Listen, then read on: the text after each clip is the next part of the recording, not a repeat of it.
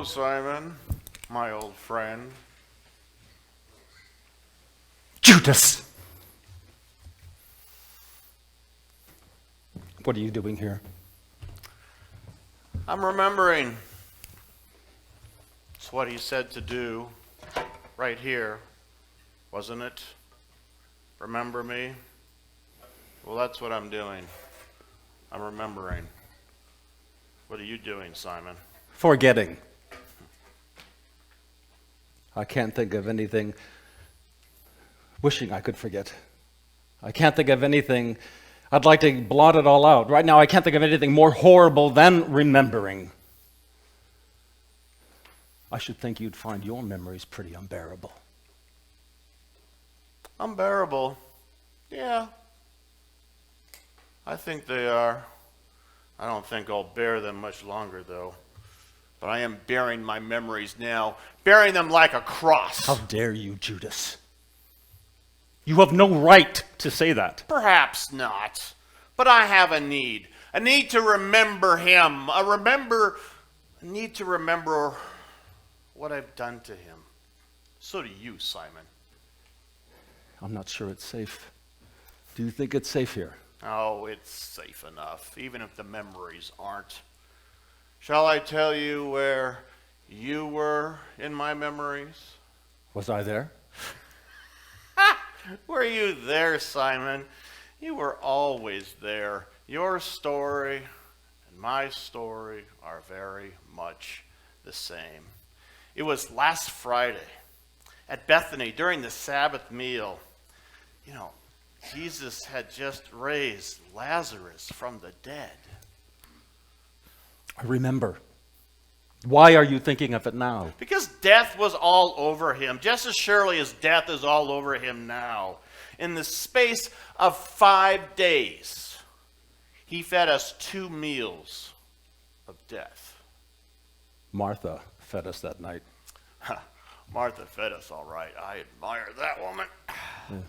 She's a lot like you. And a lot like you, too. We're a trio. You, me, Martha. People that know how to get things done. People that are not afraid what has to be said. People aren't too timid to take charge when somebody needs to. I'll be honest with you, though. Made my skin crawl to sit next to Lazarus.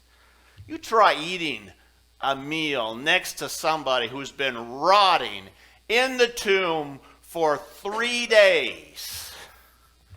I wonder if the scent of death will ever truly leave him. Between his odor and the smell of that perfume that Mary anointed Jesus with, it's a wonder I could eat anything at all. How much perfume do you think Lazarus' sister Mary poured on Jesus' head? Oh, at least 5 oil lamps full. Do you know how much that nard was worth? At least 10 months' wages. Exactly. Anointing Jesus with a little. That would have been a nice gesture. But anointing him with all of it? What a waste. Mary didn't think so. Oh, she's an emotional, irrational woman. Oh, I suppose she can be excused, affected as she is with that thing with her brother. But I can't see how Jesus could just sit there at his ease while she did it. It was intimate. Uncomfortably intimate. But Jesus seemed to appreciate it. Jesus changed, didn't he? He used to be like you and me. He used to get things done, feed people, heal them, transform them, change them. And then he turns all quiet and passive like Lazarus. So much energy used to flow out of him. It just would flow. And then suddenly he turns it all back on him. And everything flows onto him, onto him, onto him. Like the nard. It could have gone out. I said so. But no. He lets it all flow onto him. He rebuked me. He rebuked me, Peter. And he looks at Lazarus and said, did you hear what he said?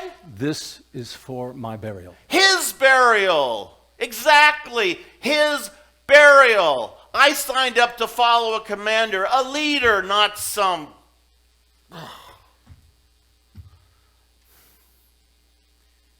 Simon, tonight in the garden, when I pulled his face to my face and I kissed him, I swear I smelled it. The sweat of his brow, the earth where he'd been seated, the perfume that Mary anointed with him, Mary's lavish love, my kiss of death. He kept them both. It's last night's meal that I can't forget. He was right when he said I wouldn't understand what he was doing as he began washing our feet. You weren't the only one. What he said made no sense. I always thought that action, political action, was the only way, But he went the way of the heart. yes. And the way of the heart can get you hung up on a cross as surely as political action can. Was it really his way or was it our way that put him on that cross? He knew what he was doing and where it was leading him. I didn't always believe that. But you heard him. This is my body. This is my blood. He knew it. It was as if he wanted it. I'm still struggling with how I feel about the Messiah washing my feet. Peter, my problem is I stopped believing that Jesus was the Messiah a long time ago. Your problem is that you never even let yourself entertain the idea. Simon Peter, always sure. Always quick and sure with words. Always quick and sure with regret. Simon is what he said to do. It is the way of the heart, a way of remembering what we had together. How did you feel when he washed you? Embarrassed. Like the whole world knew the hypocrisy of someone like him doing that for someone like me. I felt as though everyone in the room despised me for what Jesus had stooped to do to wash my feet. Oh, God, how did I feel? I felt awful. I felt dirty. And at the same time, like there was nothing you could ever do to top the love he showed. I felt clean.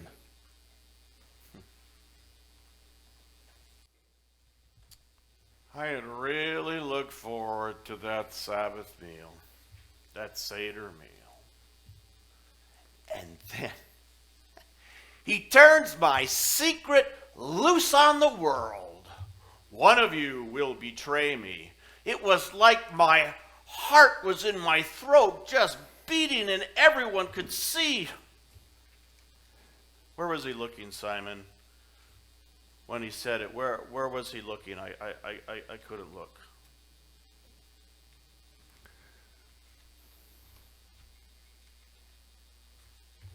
At first, I think he was looking down. He was staring into the cup. And after he'd said his words, he lifted his face and he moved his eyes all around the table. He looked at every one of us, even you, Judas. And so you all said, Lord, is it I? why did you ask that question? I don't know. He was so sad when he looked at me. I've always felt he knew my heart better than I did. It's almost as if I suspected myself. We were all confused and afraid. His eyes were like searchlights on our secrets, illuminating the terrible things we were capable of. You asked him too, Judas. For a split second, I actually hoped that it wouldn't be me. I had to ask, didn't I? What if it didn't have to be me? So I had to ask, is it I? But it was me. He knew it was me. Whatever you say, he said. And then he took a piece of bread and he dipped it in the cup and he fed me with it, Peter. And he said, what you are going to do quickly. You looked like you didn't want to leave. Peter, do you have any idea what it is like to walk from a room on freshly washed feet from him with the taste of bread from his hand in my mouth? I left him, Peter. I went out into the night. I went to the chief priests. Sure, I had arranged it. They gave me money. I asked for money. I'd given up everything for him. So I took the money, as I promised. I took them all to his secret place in the Garden of Gethsemane. How could you do it? I don't know. Because I was angry that he wouldn't act. I needed him to act, Simon. Because I could see, any fool could see he was finished. He didn't need me. They were going to do it. He was going to let them do it. They didn't need I can't understand you, Judas. Make me understand. Why did you do it? I did it because I was scared of what would happen to me, okay? I did it because I'm tired, Simon. I did it because I'm scared of him. I did it because I hate him! And I did it because I love him. Don't you see? I haven't got a reason. I've got a war. Jesus of Nazareth is a casualty of the war in me. He's a casualty of the war in you too, Simon.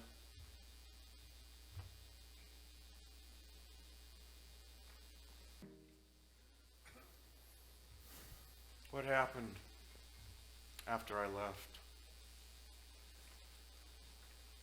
We finished the meal, and then we sang together. He asked us to go to the garden with him, James and John and I. We went in to pray with him.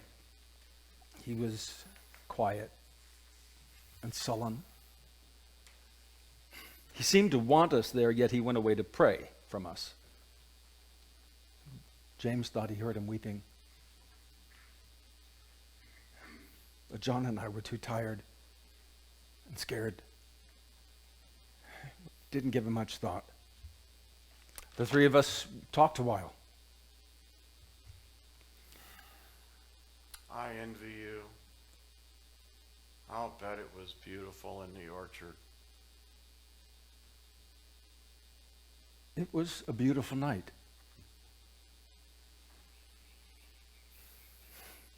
The moon on the olive trees was peaceful, like moonlight on water. And the breeze was cool. We got too comfortable there, and the three of us fell asleep. It couldn't have been long when Jesus came back to us. Could you not have watched with me for 1 hour? could you sleep? I couldn't have slept if my life depended on it. Was he angry with you when you were asleep, or was he just sad knowing what was coming? James muttered again that Jesus' eyes looked like he had been crying. John thought Jesus came to us a second time, but I wouldn't know. We'd all fallen asleep again. We awakened to his voice. Are you still sleeping and taking your rest? Behold, the hour is at hand. Was that when I came? Yes. You were all asleep. I felt like I was asleep myself. It was like a terrible dream, as if I was outside myself watching. Couldn't believe I was leading this huge mob. There were so many of them. There were more than 100 with torches and swords. Why did they need so many? I told them, you don't need this. You think that they were storming a fortress rather than arresting a holy man saying his prayers.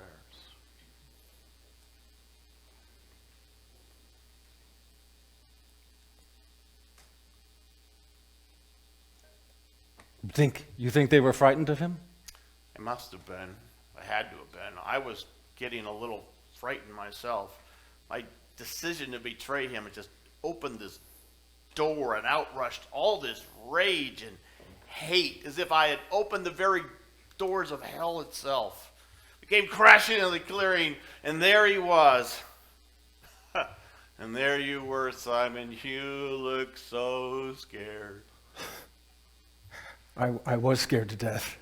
And you looked... Yes? You looked small. You looked sick. The truth is, looking at you, I had the sense I was looking in the mirror. You did well, Simon. Pulling your sword. Trying to fight is what I would have done. Did you hear him rebuke me for it? Put it away. Those who live by the sword shall die by the sword. You and I were the only ones with the courage to do anything. But if I thought he had any more of that in him, well, it died right then and there. And yet,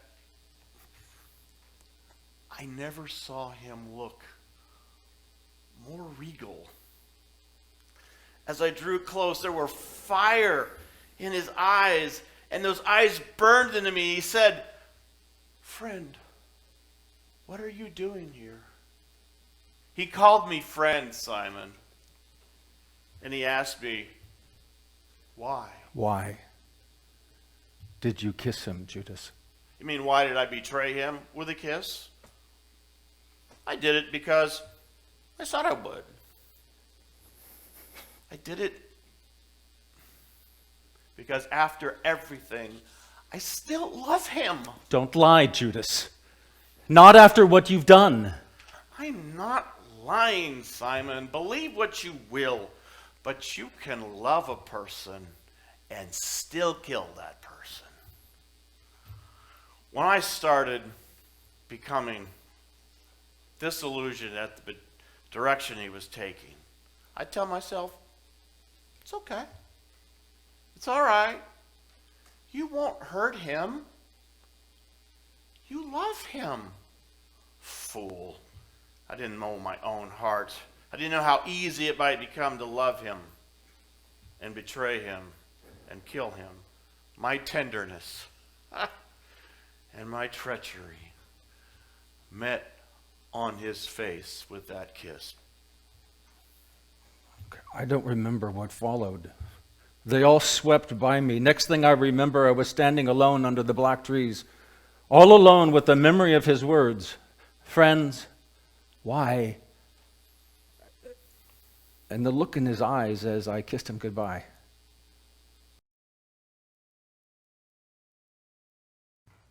In many ways, it's been the longest night of my life.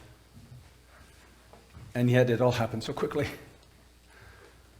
Before I even knew what I was doing, I had denied knowing him not once, but 3 times. He said you would. Yes. And I denied him that too. No, Lord, even if I have to die, I will never deny you. I was so quick to speak of my faithfulness while everything was safe. But when you were threatened, it was different? Judas, when I pulled my sword in the garden, I did not intend to cut that man's ear off. I intended to cut off his head. They would do the same to me if they get the chance. So when I heard you were one of his followers, the first denial was more reaction than thought. No, you were mistaken. They broke into laughter, and not that happy or friendly laughter. They were mocking my shame. All I could do was disappear into the shadows. How did the other denials happen? I went to the courtyard to warm myself by the fire. One of them said, "Were you not in the garden with him?" This time the denial was deliberate and forceful. "No, I do not know him." I turned and ran into the street. Someone grabbed me and staring into my face, "He's a Galilean. Surely he was with him." I was not. I never knew him. Then I heard the rooster crowing in the distance, announcing my guilt to the world. Announcing all of our guilt to the world. There's plenty of guilt to go around, I assure you. What'd you do next, Simon? I need to know. I wrestled free from the man's grasp and ran into the shadows. No place seemed safe. I tried to rest, but just as I'd slip off to sleep, I would awaken to the memory of his words. "Could you not watch with me for 1 hour, Peter? You will deny me 3 times before the rooster crows this day, Peter." I will never awaken again without being haunted by how I abandoned him. We've all done it, Simon, in different ways, sure. But we've all done it. The question is, can we live with it?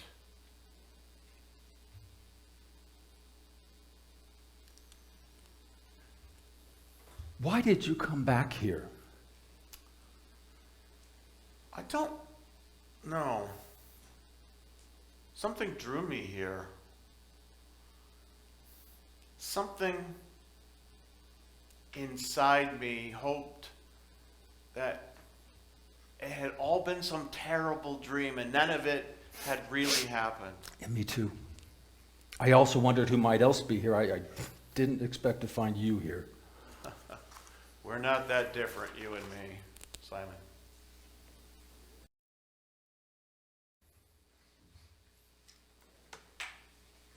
Do this as often as you drink in remembrance of me.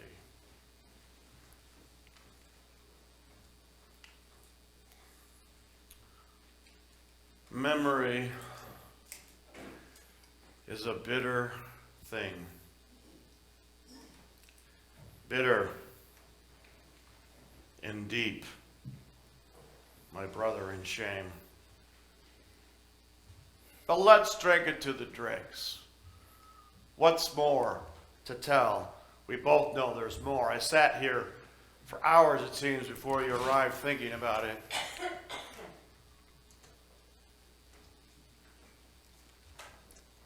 Yes. The streets are full of the talk. I heard people describing it. Tell me. Make it my memory, Simon. They took him at daybreak to Pilate. Pilate spoke before the crowd and offered to release one prisoner for Passover, either Jesus, a holy man, or Barabbas, a murderer. Who did the people choose? They screamed their choice for Barabbas. A man of action. A man with blood on his hands. How many murderers will Jesus die for? Pilate had him flogged. Then early this morning, Jesus was forced to carry his cross to Golgotha, where he was crucified. Since then, it's been about 6 hours. How dark the world has become. It's mid-afternoon, and it's as dark as night. It feels like the end of the world. It is the end of the world. What else did you hear? When they crucified him, there were two others. One on his left and one on his right. Two thieves, two souls lost to the light. I also am a thief, my friend. And I am also lost. Jesus hangs on a tree. Thieves beside him hang on a tree. I too will hang on a tree, Simon. Judas, don't. Just wait with me. Wait? Wait for what? I don't know. Wait for more light to come. Wait for him. No, I will not wait. I am a man of action. He can go open arms and take everything they do to him.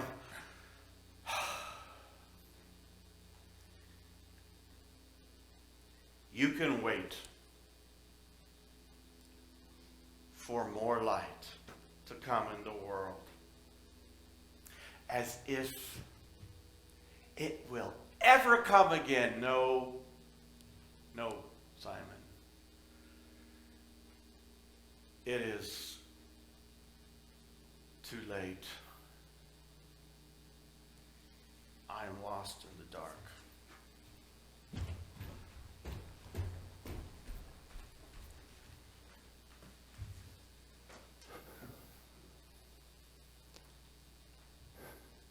Jesus, remember me when you come into your kingdom.